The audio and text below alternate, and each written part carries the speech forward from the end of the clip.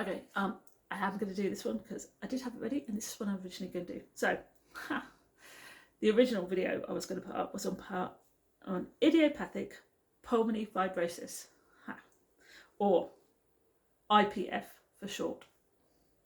Now,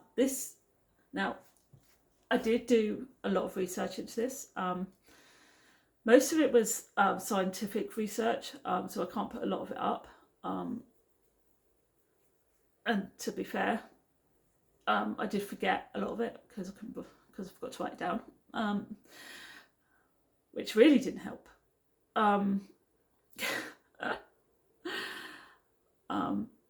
But the research I did do, I had to kind of whittle down a bit. Now, this is a lung condition,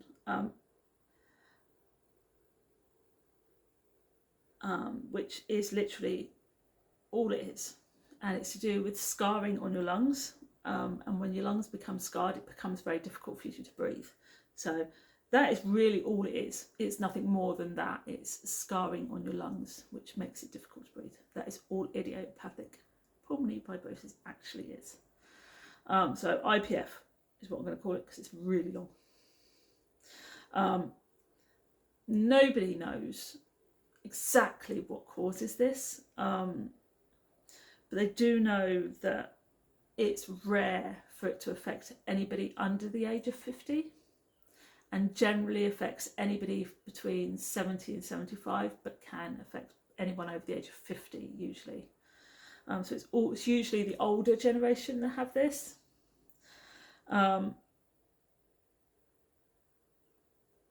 So what actually happens with IPF is the air sacs in your lungs, which is called the alveoli, alveoli,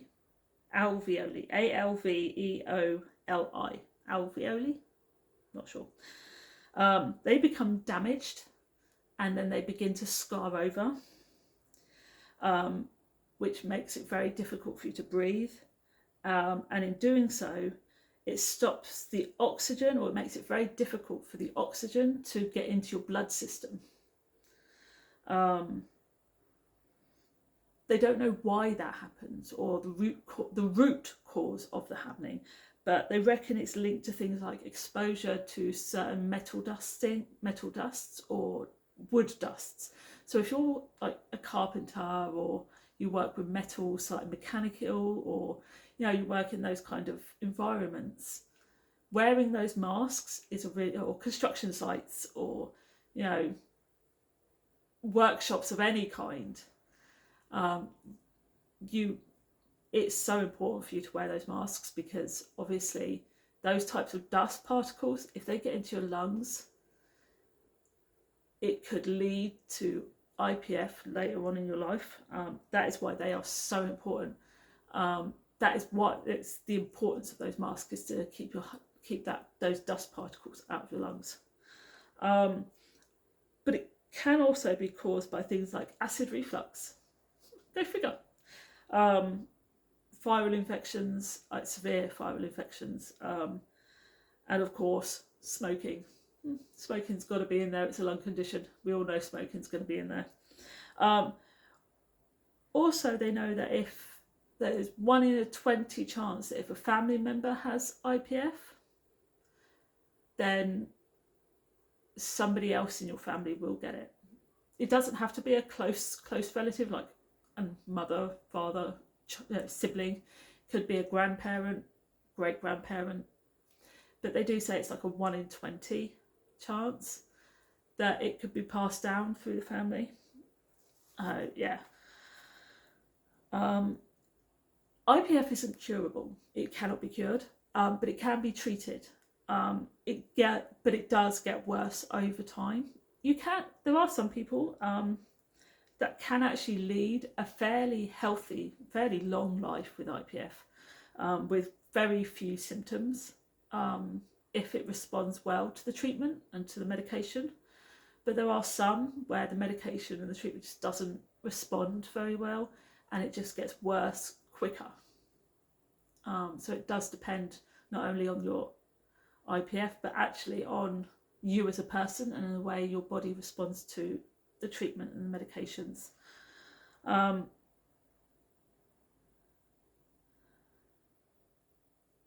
But like I said, there are people out there with IPF that, if they respond well to the treatments and the medications, they can actually live for years relatively symptom free.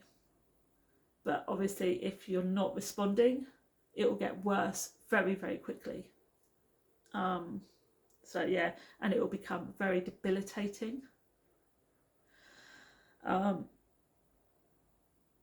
When it comes to things like the symptoms, you're looking at things like shortness of breath, a very persistent dry cough,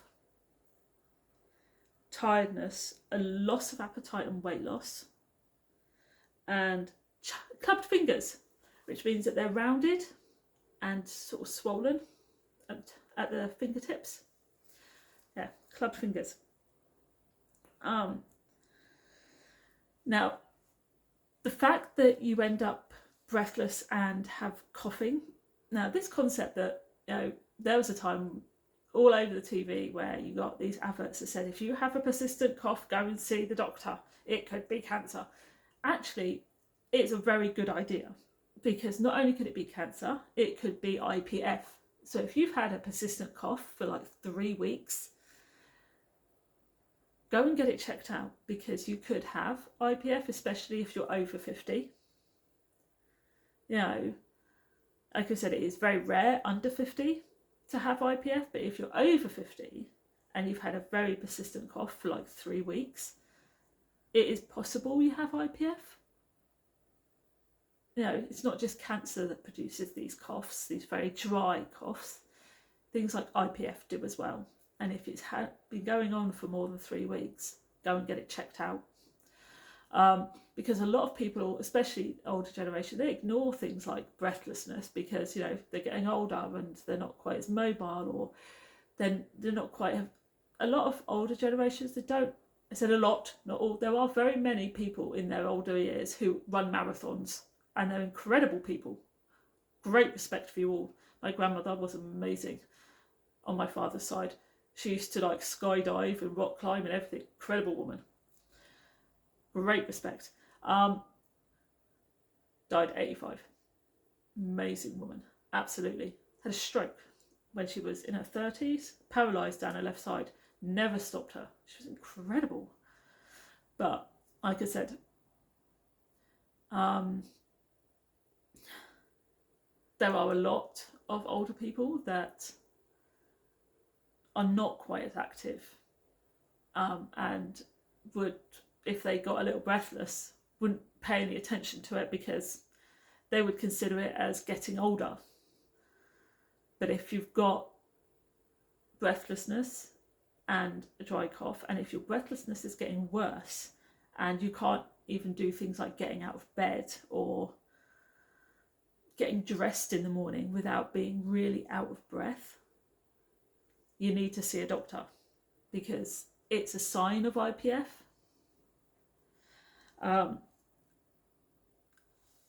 Sometimes it's not a good thing to ignore these so-called signs of old age, because they're not always a sign of old age.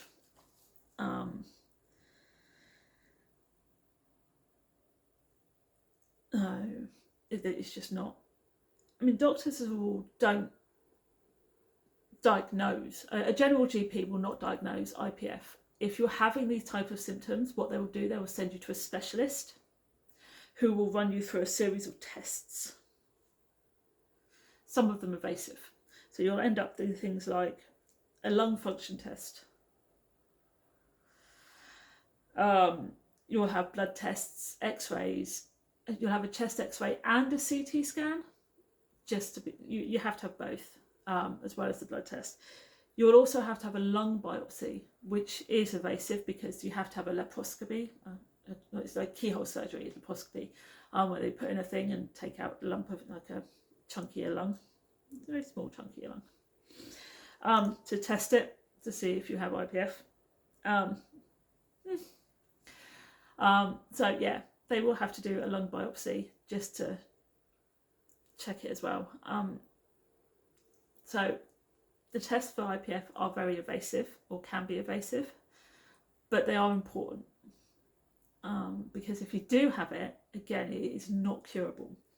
But there are things you can do to help, not just help yourself, but there are also other things that need to happen.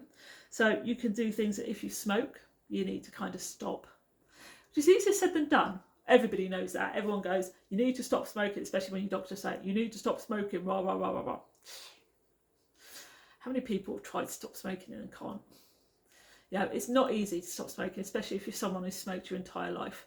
You know, obviously, it's best to see a dietitian, and sort your diet out, and then obviously and then exercise as well.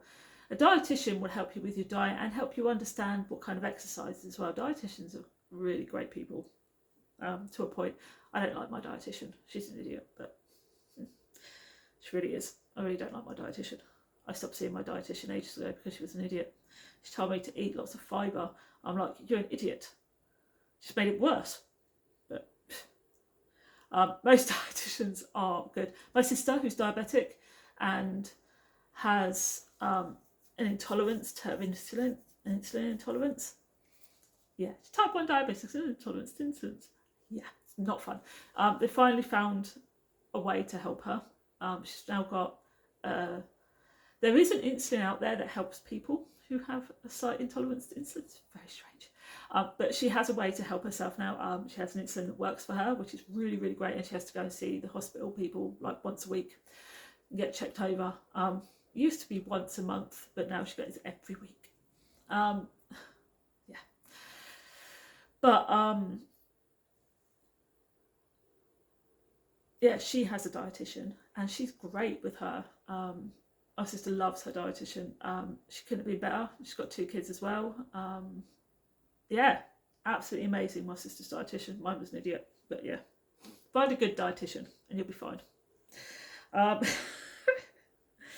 There are medications, of course, but the medication is to help reduce the scarring in your lungs. Now, I didn't realise medications could do that, but apparently they can, and they're called, now I'm going to just pirfenidone, I think it's how it's pronounced. It's pirfenidone. Pirfenidone. I think that's how it's pronounced. Now, I cannot. The only way I can do this is nintedanib. Nintedanib. Nintedanib. Nintedanib. How on earth are you supposed to pronounce that? Realistically, I have no idea. But that's how I'm going to pronounce it, and that's how it's spelled. So.